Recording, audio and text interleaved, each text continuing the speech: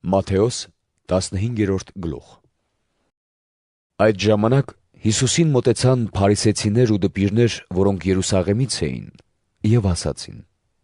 Ինչու են քո աշակերտներն անտեսում ծերերի ավանդույթը և ձեռքերը չեն լվանում, երբ հաց են ուտում։ Հիսուսը պատասխան տվեց և ասաց նրանց. Իսկ դուք ինչու եք անտեսում Աստծո պատվիրանը ձեր ավանդույթի պատճառով, որովհետև Աստված ասաց. «Պատվիր քո հորն ու մորը», և «Ով չարախոսի իր հոր կամ մոր մասին, թող մահվան դատապարտվի»։ Մինչդեռ դուք ասում եք. «Ով իր հորը կամ իր մորն ասի, այն օգնությունը, որ ինձնից պիտի ստանա, իր Աստծուն եմ տվել, ուրեմն կարող է ազատվել իր հորը կամ իր մորը օգնելուց։ Աստծո խոսքն անարգում եք ձեր ավանդույթի պատճառով։ Կեղծավորներ, Եսային լավ է մարգարեացել ձեր մասին և ասել. «Այս ժողովուրդն ինձ շրթունքներով է պատվում, իսկ իրենց սրտերը շատ հեռու են ինձնից։ Զուր են ինձ պաշտում, եթե ուսուցանում են մարդկանցից թելադրված պատվիրաններ»։ Եվ Հիսուսը ժողովրդին իր մոտ կանչելով ասաց.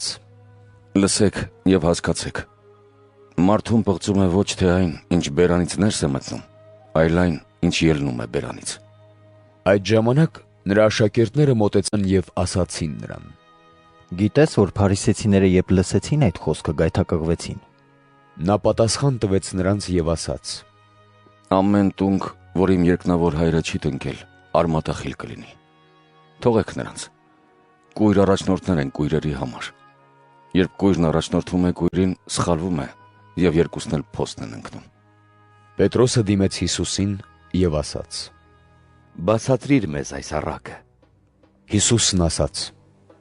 Դեռևս դուք էլ եք անմիտ, և չեք իմանում, թե բերան մտնող ամեն ինչ որովայն է գնում և դուրս ելնում։ Իսկ ինչ որ բերանից է ելնում, սրտից է գալիս, և դա է մարդուն պղծում, որովհետև սրտից են դուրս գալիս չար խորհուրդներ, սպանություն, շնություն, պոռնկություն, գողություն, սուտ վկայություն, հայհոյանք։ Այս ամենն է պղծում մարդուն, իսկ անլվա ձեռքերով ուտելը չի պղծում մարդուն։ Այդտեղից ելնելով Հիսուսը գնաց Տյուրոսի և Սիդովնի կողմերը։ Եվ ահա քանանացի մի կին, գալով այդ սահմաններից, սկսեց աղաղակել և ասել.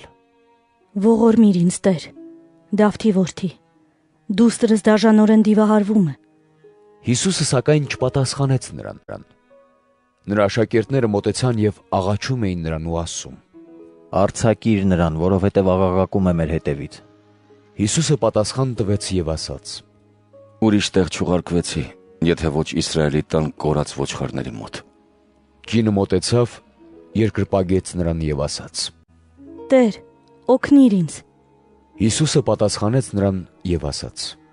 Լավ չէ մանուկների հացն առնել և շների առաջ գցել։ Եվ նա ասաց. Այո, Տեր, բայց շներն էլ կերակրվում են իրենց տիրոջ սեղանից ընկած փշրանքներով։ Այդժամ Հիսուսը պատասխանեց նրան և ասաց. Ով կին, մեծ է հավատդ, թող քո ուզածի պես լինի քեզ։ Եվ այդ նույն ժամին նրա դուստրը բժշկվեց։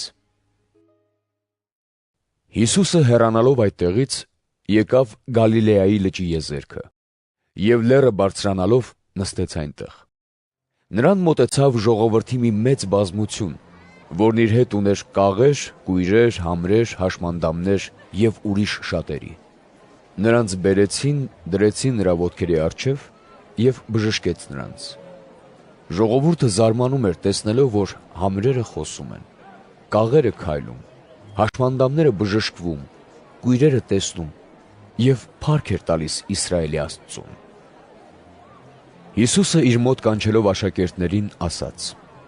Սիրտս ցավում է այս ժողովրդի համար, որովհետև արդեն 3 օր է, ինչ ինձ մոտ են և ոչինչ չունեն, որ ուտեն։ Նրանց չեմ ուզում քաղցած արձակել, գուցե ճանապարհին ուժասպառ լինեն։ Աշակերտները նրան ասացին. Բայց այժմ այս ամայի վայրում մեզ որտեղից այնքան հաց, որ այսքան ժողովրդի հագեցնենք։ Հիսուսը նրանց ասաց. Քանի նկանակ ունեք։ Նրանք ասացին. 7 նկանակ և քիչ թվով մանր ձկներ։ Հիսուսը կարգադրեց ժողովրդին, որ նստեն գետնին։ Ապա վերցնելով 7 նկանակն ու ձկները, գոհություն հայտնեց Աստծուն, կտրեց և տվեց աշակերտներին, սրանք էլ ժողովրդին։ Ամենքը կերան և հագեցան։ 7 լի զամբյուղ էլ մնացած կտորտանքներ հավաքեցին։ Նրանք, ովքեր կերան, Մոտ 4000 տղամարդիկ էին, չհաշված կանանց ու մանուկներին։ Երբ Հիսուսն արձակեց ժողովրդին, նավակ ելավ եւ եկավ Մագդաղայի սահմանները։